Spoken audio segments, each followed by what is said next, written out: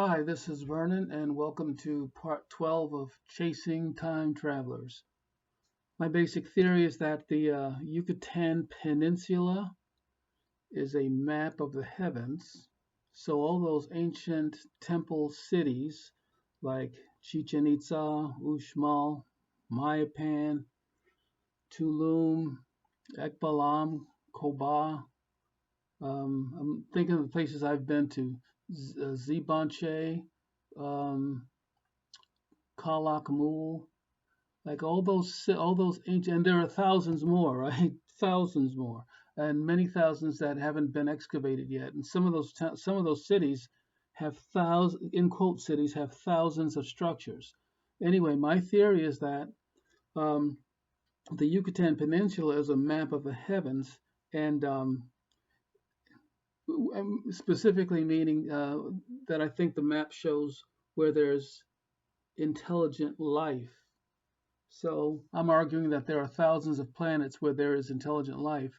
One of those planets um, is Earth, and that's represented by Chichen Itza in terms of the Western Hemisphere, and Asia is represented by Uxmal.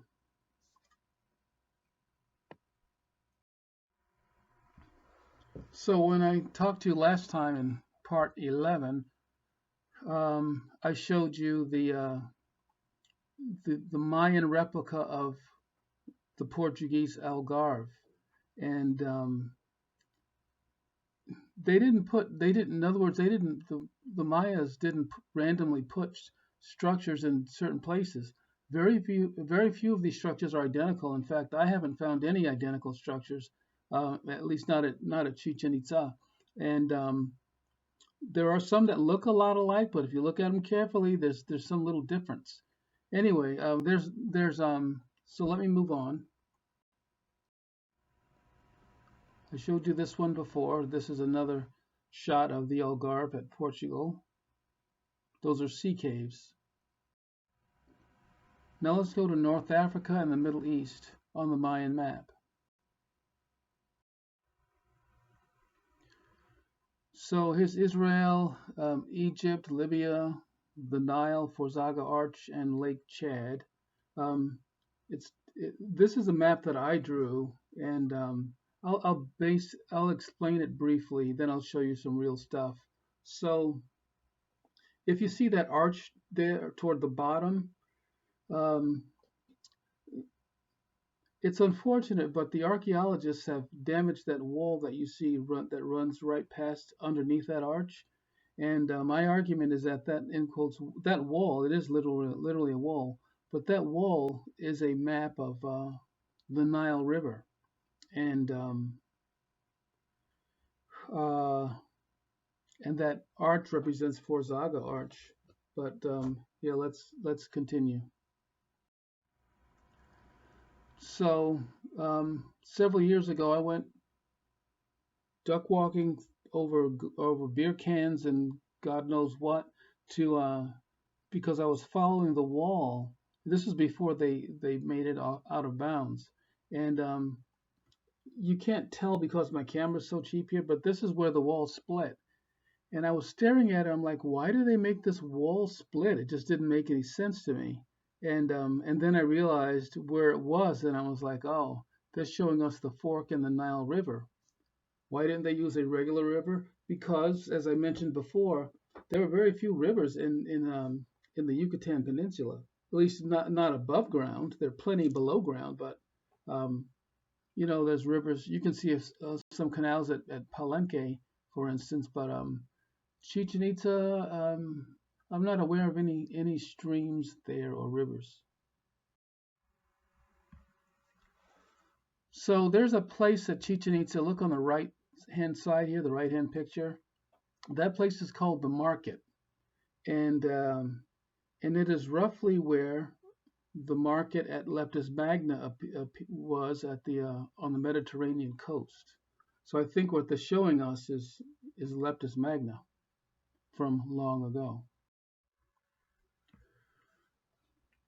So on the left-hand side, we see Forzaga Arch. It's very big. It's the size of the Brooklyn Bridge. And on the right-hand side, we see the arch at Chichen Itza, um, right near the Maya Land Hotel. So this is, but it's unfortunate that they made this look like a. No, I'm not saying this right. There's a wall that runs past this arch, and the archaeologists chopped a hole in the wall.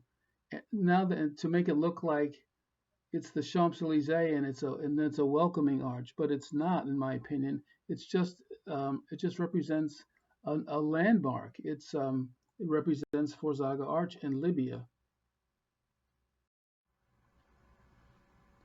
and as I said, the Forzaga Arch is very big. It's the same height as the Brooklyn Bridge,